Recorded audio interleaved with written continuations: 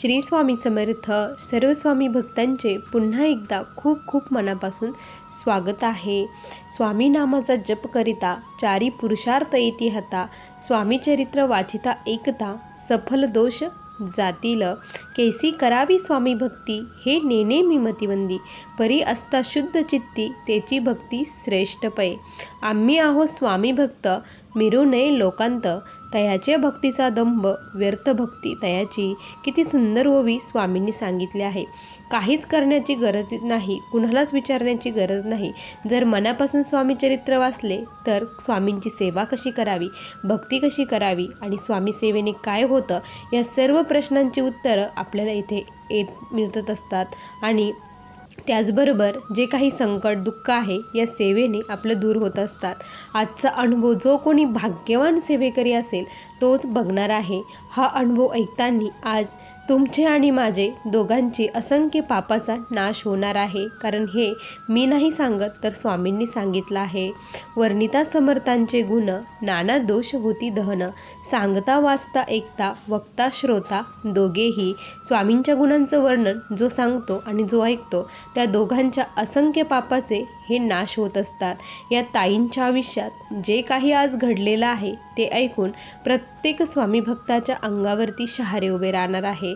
स्वामींच्या नामामध्ये किती ताकद आहे हे प्रत्येकाला आज कळणार आहे. त्यामुळे हा अनुभव अगदी शेवटपर्यंत प्रत्येक स्वामी भक्ताने बघावा. चला तर मग या सुंदर अशा अनुभवाला सुरुवात करूया. तत्पूर्वी तुम्ही जर आपल्या चॅनलवरती नवीन असाल तर सबस्क्राईब करायला विसरू नका. कारण असेच रोज स्वामी आईंचे नवीन नवीन अनुभव या चॅनलवरती येत असतात.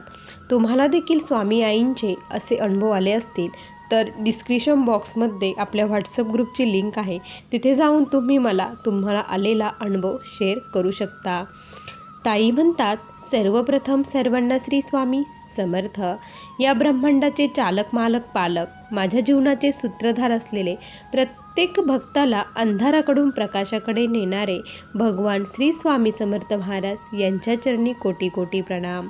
स्वामी भक्तांनो, आज अनुभव सांगताना अक्षरशः माझं मन खूप भरून येत आहे. स्वामींची माझ्यावरती आलेली कृपा मला कळते. आज मी जेव्हा इतरांचे अनुभव बघते ना तेव्हा कळतं की अरे असा अनुभव आपल्याला देखील स्वामींनी दिला आहे. पण त्यावेळेस मला कळालं नाही की हे स्वामींची लीला आहे, स्वामी अनुभव आहेत. माझ्या आयुष्यामध्ये स्वामींचे आगमन हे 2001 साली झालेलं आहे. तेव्हापासून मी स्वामींच्या सेवेत आले. 2001 साली मी खरंच भाग्याचा माझं ते वर्ष मानेल, कारण माझ्या आयुष्यामध्ये स्वामींचं आगमन झालं. मला सांगायला खरंच खूप आनंद वाटतो की माझ्या आयुष्यामध्ये कसे आले. स्वामी भक्तांनो, काय झालं होतं की माझी डिलेवरी झाली. डिलेवरी झाल्यानंतर मला मुलगा झाला. सर्व आनंदात होतं. माझे घरचेही खूप खुश होते, माझे मिस्टरही खूप खुश होते. विशेष म्हणजे माझे मिस्टर हे खूप छान स्वभावाचे. कुणाच विषयी ते कधीच पाप वगैरे कुणाचं वाईट चिंतणार नाही, काहीच नाही. आणि मलाही फार खूप जीव लावतात. सर्व काही व्यवस्थित होतं. काय झालं की माझी डिलेवरी झाली. डिलेवरी झाल्यानंतर मला बाळासाठी दूध येतच नव्हतं. बाळासाठी दूध नसल्यामुळे खूप टेन्शन येत होतं. नेमकी काय झालं काहीच कळत नव्हतं. कारण सुरुवातीचे दिवस मला दूध होतं, पण नंतर 10-12 दिवसानंतर मला अजिबात दूध नव्हतं. माझं बाळ खूप रडायचं.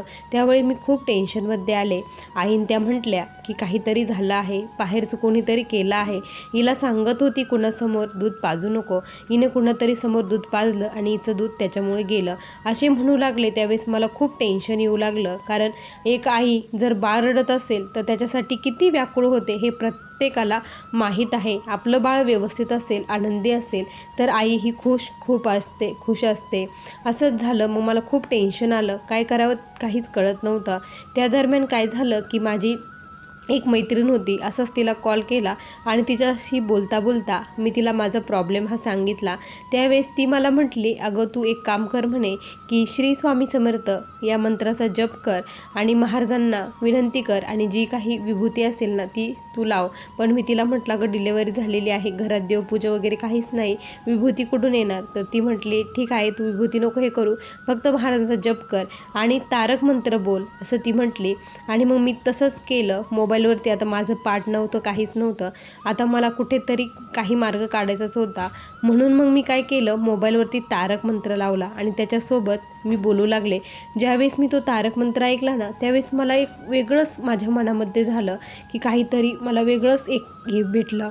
त्यानंतर मग काय झालं, 8-15 दिवसामध्येच मला दूध यायला सुरुवात झाली आणि दूध आलं आणि मी रोज ती सेवा करत होती आणि 8 दिवसामध्ये चमत्कार झाला. मला पुन्हा दूध यायला लागलं. त्यावेळेस माझा विश्वास स्वामींवरती बसला आणि मग मी स्वामींची सेवा करू लागले. तारक मंत्र तेव्हापासून मी बोलत होती, नामस्मरण करत होती.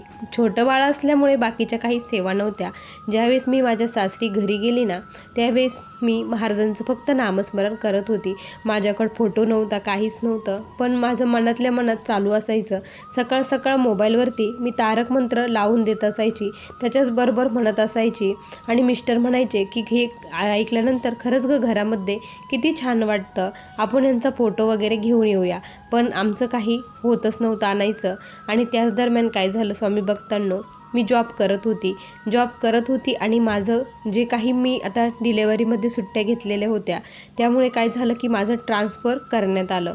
ट्रान्सफर अशा ठिकाणी केलं की तिथे कोणीच नव्हतं आणि मला आता तिथे जायचं. माझं छोटं बाळ, कसं खूप टेन्शन आलं. मिस्टरांची इकडे नोकरी, कसं करणार, खूप टेन्शन आलं की आता मग मी स्वामींनाच विनंती केली की मला तुम्ही शक्ती द्या, बळ द्या. आणि मग मी तिकडे गेल्यानंतर माझं बाळ, माझी आई सोबत माझ्या आली. आई बाळ बघायची, मी जॉबला जात असायची, असं रुटीन चालू झालं. त्यानंतर मग मला महाराजांची सेवा करायला वेळच मिळत नसायचा. फक्त जे काही नामस्मरण आहे तेवढंच. आणि त्यामध्ये महाराजांनी मला ताकद दिली त्या परिस्थिती लढण्याची. मला इथून जाणं हे खूप गरजेचं होतं. त्यासाठी मी स्वामींना विनंती करत होते. असंच एक दिवस आम्ही मठामध्ये गेलो. एवढे दिवस तिथे राहिलो, पण माहीत नव्हतं की ते मठ आहे. एकदा असं कळालं की इथे महाराजांचा केडगावला मठ आहे. हे कळाल्यानंतर मग आम्ही तिथे मठामध्ये दर्शनाला गेलो. तिथे गेल्यानंतर खूप छान वाटलं. स्वामींना कळकळून विनंती केली की स्वामी, खूप हाल होत आहे. बाळाचे हाल होते, मिस्टर तिकडे त्यांचेही हाल होतात, माझेही हाल होतात. आमचे हाल बघवत नाही, मला कमी करा हे हाल, आम्हाला एकत्र आणा. मला माझं ट्रान्सफर लवकरात लवकर तिकडं होऊ द्या, मला जिथे पाहिजे तिथे मला जाऊ द्या, असं महाराजांना विनंती केली. आणि काय आश्चर्य, 8 दिवसामध्येच माझं ट्रान्सफर झालं. आणि मग त्यानंतर आणखी माझा महाराजांवरती विश्वास बसला. मी खूप मनापासून स्वामींची सेवा करू लागले. आणि त्यानंतर माझे मिस्टर म्हटले की तू आता जॉब सोडून दे, कारण खूप हाल व्हायचे माझे मिस्टरांचे पण आणि माझे पण. तर आपल्याला महाराजांनी खूप काही दिलं आहे म्हणे, याच्यामध्ये आपण समाधानी राहू, तू जॉब सोडून दे. पण माझी तर इच्छा नव्हती, पण आता पर्यायी पण नव्हता, कारण आई ते तरी केव्हा राहणार बाळासाठी. मग मी माझा जॉब सोडून दिला. आता जॉब सोडल्यानंतर मला महाराजांची सेवा करायची होती. मग मी महाराजांचा फोटो, माळ सर्व काही घेऊन आली होती. स्वामीचरित्र आणि विशेष म्हणजे मला संक्षिप्त गुरुचरित्र हा ग्रंथ मिळाला होता. एका लग्नामध्ये त्यांनी असे साड्या वगैरे वाटतात ना, तर तिथे त्यांनी साड्या वगैरे वाटल्या नव्हत्या. ज्ञानेश्वरी, भागवद्गीता, संक्षिप्त गुरुचरित्र असे वेगवेगळे ग्रंथ त्यांनी वाटले होते. ज्याला जो ग्रंथ पाहिजे त्याने तो ग्रंथ घ्यायचा. आणि मला माहीतही नव्हती की गुरुचरित्र काय असतं काय नाही, पण माझ्या हातामध्ये ज्ञानेश्वरी वगैरे काहीच आलं नाही. संक्षिप्त गुरुचरित्र ग्रंथ मी घेतला आणि मग आमच्या घरी तो ग्रंथ होता. त्यानंतर त्या ग्रंथाचे मी पारायण सुरू केले आणि इतकी स्वामींची जोडली गेले, स्वामींशी एकरूप झाले. त्यानंतर पुन्हा मला दुसरी प्रेग्नेन्सी राहिली. माझं बाळ हे 5 वर्षाचं, मोठा मुलगा त्यावेळेस 5 वर्षाचा होता. 2014 सालची ही गोष्ट आहे. 2014 साली मला दुसरी प्रेग्नेन्सी राहिली. सेवा सुरूच होती, सर्व काही होतं. त्यामध्ये काय झालं की अचानकच सर्व काही व्यवस्थित होतं. मला अचानकच मी म्हणायची की मला आत्महत्या करायची आहे, मला जगायचंच नाही, मला नको नको झालं आहे. माझे मिस्टर खूप वैतागले होते मला की नेमकी हिला काय झालं. अक्षरशः एक दिवस त्यांनी तर मला मारलं देखील होतं की तू असं का बरं बोलते. कारण माझे मिस्टर मला काहीच त्रास देत नव्हते. घरची परिस्थितीही चांगली होती, कारण माझे सासू सासरे गावी होते, माझे मुलं, मी राहत होती, मला काहीच त्रास नाही. मिस्टरही जीव लावत होते, तरी देखील माझ्या मनामध्ये असे विचार येत होते. काय येत होते मला माहीत नाही की आता मला जगायचंच नाही, जगूच वाटत नाही, माझं सर्व काही झालं आहे, आता मला जायचं आहे, एवढेच विचार मनामध्ये असंच मी कंटिन्यू बोलायची. त्यामुळे मिस्टरही खूप वैतागले. त्यांनी माझ्या आईवडिलांना बोलून घेतलं, त्यांना सांगितलं. तेही मला खूप रागवले, नेमकी काय प्रॉब्लेम आहे, तू असं काय करते. मी म्हणत होती की मलाच माहीत नाही मी असं का बोलते, कारण अमावास्या पौर्णिमा आली की मला आणखी त्रास व्हायचा, खूप चक्कर यायचे. त्यानंतर माझं डोकं प्रचंड दुखायचं. सर्व हॉस्पिटल करून थकले, सर्व रिपोर्ट केले, पण कुठेच काही मार्ग सापडत नव्हता. सर्व रिपोर्ट नॉर्मल यायचे. डॉक्टर म्हणायचे काहीच प्रॉब्लेम नाही, तुम्ही टेन्शन घेता म्हणून हे होतं आहे, असं डॉक्टर बोलायचे. त्यावेळेस मला वाटलं की नाही, काहीतरी आहे असं मनामध्ये यायचं. मग माझे मिस्टर म्हटले की मग त्यांचा जो मित्र होता त्यांनी सांगितलं की तू एक काम कर म्हणे, तू केडगावच्या मठामध्ये जा म्हणे, तिथे जाऊन तू तुझे प्रश्न म्हणे, तुझं बरोबर सर्व काही व्यवस्थित होईल असं म्हटले. त्यानंतर मग माझे मिस्टर मला घेऊन तिथे गेले. तिथे गेल्यानंतर मग त्यांनी सांगितलं की बाहेरची बाधा झालेली आहे म्हणून याची निरसन तुम्हाला होईल म्हणे. मग त्यांनी आम्हाला जो संक्षिप्त गुरुचरित्र होता ना आमच्या घरी, त्यांनी सांगितलं की तुमच्या घरी जो संक्षिप्त गुरुचरित्र ग्रंथ आहे त्याचे पारायण करा. आणि त्यानंतर त्यांनी गुरुचरित्राचे पारायण देखील सांगितले, नवनाथ पारायण सांगितले आणि महाराजांचा जप करायला सांगितला. ही सेवा त्यांनी सांगितली. त्यानंतर आमची ही सेवा सुरू झाली. मी सेवा करायला माझं मन लागत नव्हतं, खूप त्रास व्हायचा मला सेवा करायला, पण माझे मिस्टर माझ्यासाठी करत होते. कधी न करणारा माणूस, तो माणूस देखील माझ्यासाठी सेवा करू लागला होता. आणि त्यानंतर जेव्हा त्याने आमची पूर्ण सेवा झाली, त्यानंतर मला थोडंसं बरं वाटू लागलं. 1 महिन्यामध्ये माझं बरंचसं मला जे काही प्रॉब्लेम होते ते प्रॉब्लेम माझे बरे झाले होते. 1 महिन्यानंतर मग सर्व काही व्यवस्थित हळूहळू होऊ लागलं. सेवाही वाढल्या आणि त्या हे केलं. आम्ही जेव्हा नंतर पुन्हा मठात गेलो, आम्हाला सांगितलं की आता बरं वाटतं. त्यावेळेस त्यांनी सांगितलं की तुम्ही अशा एका ठिकाणी गेला होतात का की जिथे एक बाई गेलेली होती, तिने आत्महत्या केलेली होती. तर मला तर काही आठवत नव्हतं, पण माझ्या आईच्या घरी एक अशी मुलगी होती की ती म्हणजे घरचे तिच्या विरोधात जाऊन लग्न करत होते. तिला दुसऱ्या मुलाशी लग्न करायचं होतं, त्यामुळे तिने आत्महत्या केली होती आणि मी तिच्या घरी गेलेली होती.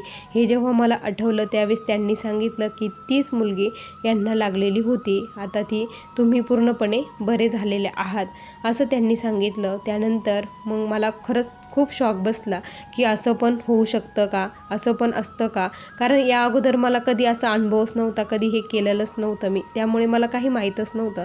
पण दत्तगुरूंमुळे, महाराजांच्या सेवेमुळे त्या बाधेतून मी बाहेर आले. खूप त्रास झाले, पण त्याच्यातून महाराजांनी अलगद बाहेर काढलं.